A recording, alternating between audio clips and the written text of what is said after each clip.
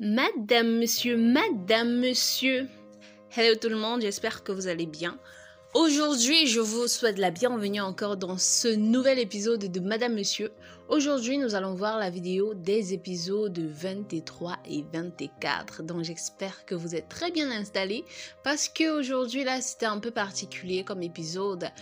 Si c'est ta première fois d'arriver sur la chaîne, abonne-toi, like, partage, mais surtout clique sur la cloche de notification afin de voir nos prochaines vidéos. Toute la saison de Madame Monsieur, c'est ici sur Gossip Tour. Et si tu n'as pas encore regardé les autres épisodes, mon ami, tu es en retard. Va te rattraper sur les vidéos qu'on a déjà postées. Puis elle est à table avec sa maman, elle est en train de déjeuner et lui, il travaille sur sa machine. Passy entre et annonce que le quart de finale des castings de mannequins, c'est dans une semaine. Son ex-belle-mère félicite Princesse d'être arrivée jusque-là. Et puis elle a dit qu'il n'y a rien à féliciter, rien à fêter, qu'il ne veut pas que sa fille fasse ces histoires de mannequinat. Passy dit que suivre cette formation ne l'empêche en rien d'avancer dans ses études. D'ailleurs, elle a toujours de bonnes notes. Il dit qu'il n'est pas d'accord et un point c'est tout. Elle dit que depuis il dit qu'il n'est pas d'accord et qu'il dit non, rien ne change. Qu'elle voulait juste lui annoncer qu'il doit venir soutenir sa fille, qu'elle a besoin de ça. Il demande à Passy si les choses vont bien dans sa tête. Qu'il dit qu'il n'est pas d'accord pour quelque chose et elle lui dit qu'il doit venir la soutenir, que non seulement il n'ira pas, mais qu'il fera tout et tout pour que Princesse n'y assiste pas. Barga est au salon dans ses réflexions. Son téléphone sonne et c'est le bailleur de Sophie, alias Chop Chop. Il demande ce qui ne va pas avec Bill, car il vient de recevoir un appel du comptable disant que Bill a vidé l'un des comptes de l'entreprise pour les transférer dans son compte à lui. Barga demande comment est-ce que c'est possible. Il dit que oui, c'est possible, mais qu'il va encore faire des investigations pour se rassurer que c'est bien ce qui s'est passé parce qu'il doute un peu que Bill puisse faire ça. Barga dit ok. Je suis un peu stupéfaite quand même parce que au début de la série, on a présenté Chop Chop comme étant, du moins, Monsieur Kamdem comme étant le bailleur du local que Béa occupe aujourd'hui pour faire son restaurant. Et aujourd'hui, on le présente comme cadre dans l'entreprise des Barga. Je ne sais pas si j'ai manqué quelque chose, mais je crois que j'ai regardé jusqu'aujourd'hui tous les épisodes de Madame Monsieur pour vous faire des résumés. Donc, faire entrer des personnages comme ça sans transition, c'est bizarre. C'est bizarre. On aurait pu prendre quelqu'un d'autre, c'est pas le seul personnage. On peut pas faire à une seule personne jouer deux rôles dans une même série. Bref, après, comme je dis toujours, ce n'est que mon avis. On va dire que va créer ta série. La sœur de Mélanie a appris que Kim est de retour chez Austin et elle est venue leur rendre visite. Elle dit qu'elle vient se rassurer que leur fille, leur sang, leur nièce va bien. Austin la chasse et elle dit que tant que Kim sera là, et leur sang aussi, elle viendra chaque jour, chaque fois qu'elle pourra. Elle demande à Kim si Kim ne dit rien, mais celle-ci reste sans dire aucun mot. Elle se lève pour sortir en disant qu'elle reviendra. Les deux se font bisous et disent que leur vie est un réel combat. Barga appelle son épouse, elle sort, il souhaite lui parler, lui demande de prendre place, mais celle-ci dit non, qu'elle préfère parler comme ça. Il dit qu'il sait qu'il les a déshonorés, il les a déçus, il les a trahis et tout, mais qu'elle doit l'aider à sauver l'entreprise familiale car Bill a vidé un compte de l'entreprise pour virer vers son compte personnel, que là, il mélange tout. Qu'il veut qu'elle aide à convaincre Passy pour qu'elle prenne la tête de l'entreprise, car à cause de ses principes, elle peut refuser si lui, il propose. Et même si c'est sa mère qui propose, elle risque de dire non, mais que peut-être à deux, ils parviendront à faire quelque chose. Sa femme dit qu'elle ne lèvera pas le petit pouce, qu'il lui a coupé le goût de vivre et que l'entreprise peut bien couler, elle s'en fout. Si l'entreprise coule, tu vas vivre de quoi, Madame Barga, la grande Barga? Anyway, Sophie demande à ses enfants de respecter Roger, car le père n'est pas que celui qui donne la vie, mais celui qui s'occupe et respecte le sens de la famille. Qu'elle s'est séparée de Bill parce qu'il a trompé, qu'elle pouvait mourir de chagrin ou Anna pouvait la tuer. Elle demande à ses enfants s'ils souhaitent la voir morte. Son fils dit non, il demande d'ailleurs pourquoi est-ce qu'on revient sur cette histoire, qu'ils savent déjà tout ça et qu'on a déjà raconté. Elle dit que oui, qu'elle insiste dessus parce qu'elle voit que sa fille ne veut pas comprendre les choses comme une grande fille. Celle-ci dit non, qu'elle ira vivre avec son père. Elle dit qu'elle ne veut pas avoir deux pères. Sa mère la gronde en disant qu'elle devient saoulante à la fin. Et comme d'habitude, elle quitte encore la table et abandonne sa mère et son frère là-bas. Maja est au salon lorsque Piwele demande le numéro de Miranda. Elle demande ce qu'il veut en faire. Il dit qu'elle n'est pas obligée de tout savoir ce qu'il veut faire.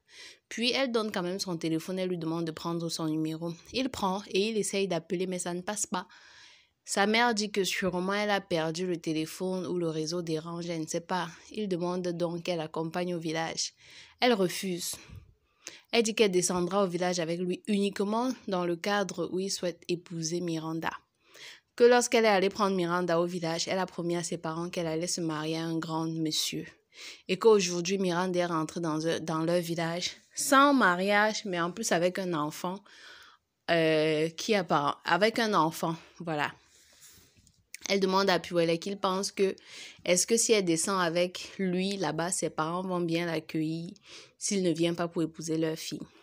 Il la supplie et elle lui demande de dégager, qu'elle n'a pas que ça à faire, qu'elle est déjà une maman et qu'elle a aussi sa vie à elle que de s'occuper des gamineries de son fils. Et que si sa fille s'était mariée au pays, c'est chez elle qu'elle aurait été.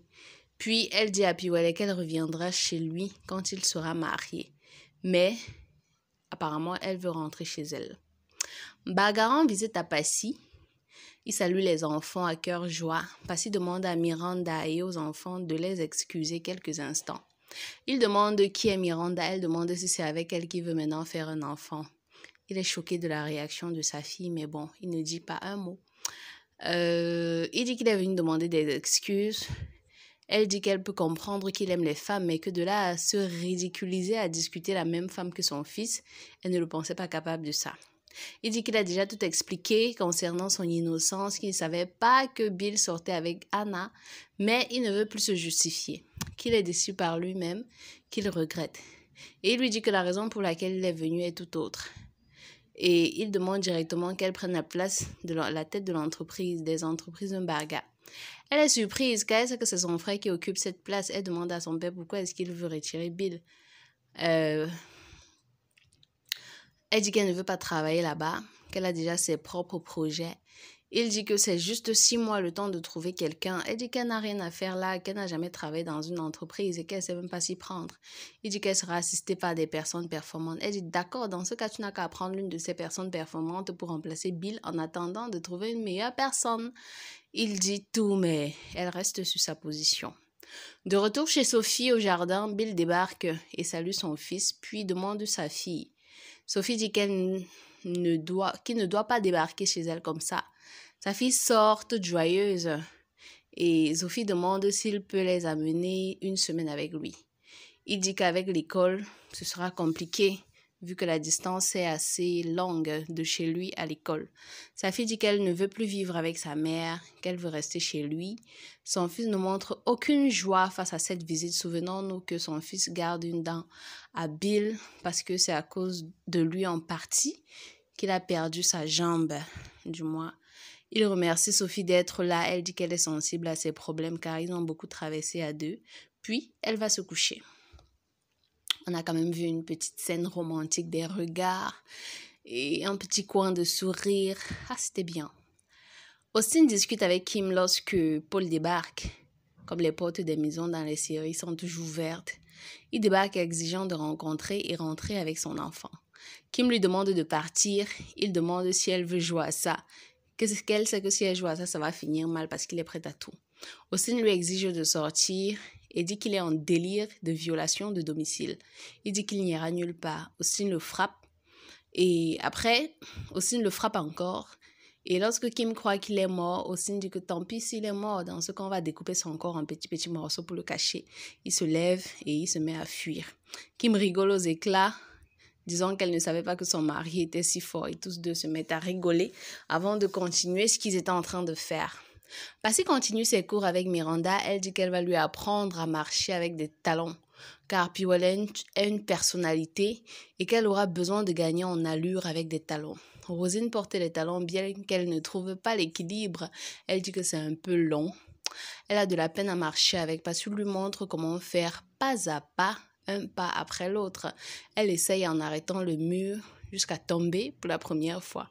Passé la relève, Miranda et lui demande d'aller plus doucement, qu'elles ont tout le temps, qu'elle ne soit pas pressée. Elle réessaie et tombe encore. Après, elle dit que c'est la souffrance de quoi? Tout ça pour le mariage. Elle dit à Passy que pardon, laissons comme ça pour aujourd'hui. Passy l'aide encore à se lever et lui donne une chaise pour s'asseoir. Paul est avec Ekindi. Il dit qu'il a des envies de meurtre, qu'il sent qu'il finira par retirer son arme et l'utiliser. Que non seulement Austin refuse qu'il voie son fils, mais a osé le frapper. Et Ekindi dit qu'il y a d'autres moyens de régler cela à l'amiable. Il dit qu'il a fait tout ce qu'il pouvait pour négocier, mais apparemment ils ne sont pas pour les négociations. Il dit qu'il a fait le test d'ADN et il est le géniteur.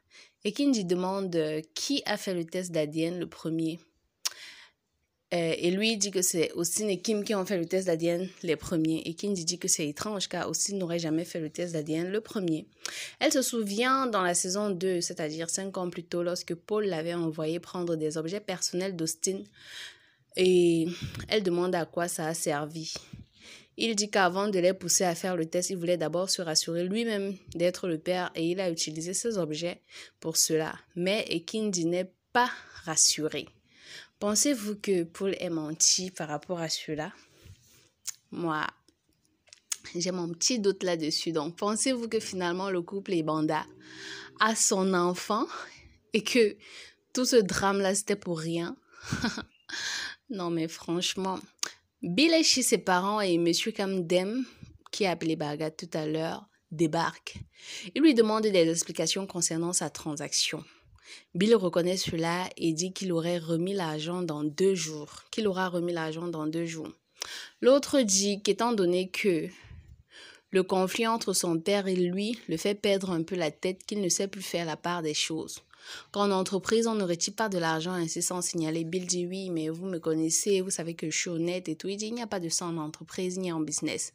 Et il dit que tout cela l'oblige à convoquer une réunion des cadres pour discuter de sa sanction et que de nouvelles décisions seront prises. Arnold arrive chez lui à l'appel de son père. Celui-ci dit que la messe aura lieu le soir. Il dit qu'on n'a pas demandé son avis. Son père dit que mais on en parle depuis et on n'a pas besoin de ton avis. Il dit qu'il ne veut pas de cette séance de prière. Sa mère qui est à côté ne parle pas. Son père, bref, c'est son oncle, mais vu que c'est lui qui l'a élevé, moi je dis c'est son père, je préfère le dire ainsi, on est en Afrique. Son oncle demande à sa mère si elle ne dit rien. Elle dit qu'elle est d'accord. Arnaud dit que son père doit connaître ses limites, que si cette messe a lieu ou si un seul membre de l'église arrive chez lui, son père n'aura plus accès à sa maison. Son père rejette la faute à sa mère une fois de plus, parce qu'elle est restée muette. Il dit qu'il retirera leurs démons à tous dans la maison. À la réunion dans l'entreprise, on annonce à Bill qu'on a redistribué les postes. On cite les postes et les nouveaux responsables et M. Kamdem remplacera Bim en intérim pendant une période. Bill se met hors de lui et dit qu'il ne quittera jamais ses fonctions. Simo entre chez Sophie pour chercher Béa. Souvenons-nous que Simo, c'est le copain de Sophie, de Béa, qui lui avait prêté 6 millions de capital pour lancer son business de restaurant. Celle-ci joue la surprise et dit qu'elle aussi la cherche. Et bref, c'est Sophie qui joue la surprise. Elle dit qu'elle aussi elle cherche sa soeur partout et qu'elle a cru qu'elle était avec lui et qu'elle l'évitait pour ne pas subir ses reproches.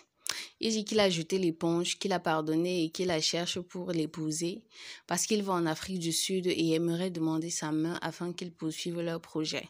Sophie dit « Waouh, tu as bon cœur, malgré tout ça, tu as pardonné, tu as jeté l'éponge et tu veux l'épouser. » Sophie crie en disant qu'on peut faire comme ça que ma soeur est déjà morte. Que pardon, ma soeur est où? Elle demande s'il n'a pas le numéro d'une personne qu'ils ont en commun. Il dit non et lui aussi lui repose la question. Elle dit non. Donc, Sophie était juste dans son délire, quoi. Elle a compris le gars venir de très loin, en tout cas. Bill dit qu'on ne peut pas prendre une telle décision sans tenir compte de l'avis de sa mère et de son père qui, eux aussi, ont des actions dans l'entreprise. Lorsque son père entre et dit qu'il est totalement d'accord avec tout ce qui a été dit jusqu'ici. Il est stupéfait, Bill.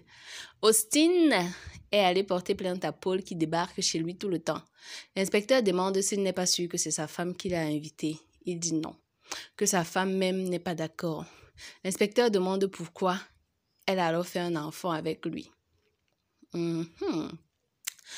qu'il ne doit pas défendre sa femme qui le trompe. L'inspecteur lui dit ensuite qu'il n'a rien à craindre et rappelle la loi sur l'enfant né dans un foyer. Il demande, quelqu'un vient au commissariat te poser ses problèmes, toi tu veux commencer à lui donner les conseils, mon frère. S'il avait besoin de conseils, c'est matrimonial qu'on dit, il allait venir dans un commissariat. Il est venu porter plainte, applique la plainte, c'est tout. Bill n'en revient pas, il dit qu'il n'est pas d'accord et M. Camden lui dit qu'il n'a pas à être d'accord. D'ailleurs, personne ne demande son avis, que les votes ont été faits. Il demande à son père s'il est d'accord avec ça. Son père dit qu'il est bien d'accord. M. Camden dit qu'il a enfreint les règles et sanction doit s'en suivre. Et quand on ne le renvoie pas de l'entreprise, on le retire juste d'un poste pour un autre, le temps d'observer certaines choses. Roger demande à Sophie de faire très attention car il n'a cru en aucun mot de tout ce que Simon est venu raconter là-bas. Elle dit qu'elle sait, que c'était juste une mise en scène. Il dit qu'elle a un réel talent d'actrice. Les enfants entrent et le garçon salue les deux parents, c'est-à-dire Sophie et Roger. La fille entre et salue juste sa mère et traverse Roger lorsqu'il la stoppe et s'énerve. Il lui colle une belle gifle et Sophie intervient lui demandant d'aller dans sa chambre et qu'elle est privée de sortir jusqu'à ce qu'elle respecte Roger. Puis, une fois avec Roger, Sophie lui dit qu'il ne résoudra rien avec la violence et qu'elle le détestera encore plus s'il devient violent. Il dit qu'elle est capricieuse et insolente et qu'elle a besoin d'une belle fessée. Piwalet à la cérémonie... Non, c'était pas la cérémonie. Piwalet dans un snack assis avec ses deux prostituées. À la cérémonie de casting de princesse, l'impresario présente la cérémonie et laisse les mannequins défiler chacune à son tour. Sur le coup, c'est à féliciter car c'était vraiment très bien réalisé et ça donnait du sens au réalisme. Bref, ça faisait genre réel, genre une vraie cérémonie de défilé de mode et tout. Toutes les filles défilent chacune à son tour et Princesse aussi. Elle est plutôt bien couverte, ce que j'ai aimé. Elle n'était pas très exposée comme son père pensait qu'elle allait montrer être dénudée et tout. Non, elle était couverte et plutôt simple et jolie. Bref. Puis elle est avec ses prostituées encore lorsqu'il repense à la scène du au revoir de Miranda, lorsqu'elle disait qu'elle ne veut pas rester dans une maison avec un homme qui a pitié d'elle juste parce qu'elle porte son enfant, qu'elle préfère aller cultiver ses champs au village et tout. Et lorsqu'il a pris sa valise entre ses mains pour dire qu'elle ne parte pas, qu'elle lui laisse le temps de réfléchir, de penser à tout ça. En tout cas, il a l'air triste. Il se lève et il dit aux prostituées qu'ils remettront ça une prochaine fois, qu'il n'est plus dans ses humeurs. Et lorsqu'il se lève, une prostituée veut le retenir. Il gronde en disant « Je vous ai demandé de ne plus me toucher ». Il se lève et s'en va. À votre avis, et c'est la dernière question pour cette vidéo, pensez-vous que Piwalet soit amoureux de Miranda, la villageoise, la fille avec laquelle il n'osait pas s'afficher? En tout cas, répondez en commentaire. Moi, ça m'intéresse bien de savoir ce que vous pensez par rapport à ça. Une fois de plus, si vous ne vous êtes pas encore abonné, cliquez sur le bouton rouge que vous voyez là. Subscribe, abonnez. Et voilà, on se retrouve très bientôt. Qu'est-ce que je dis? Demain pour une nouvelle vidéo. Bisous.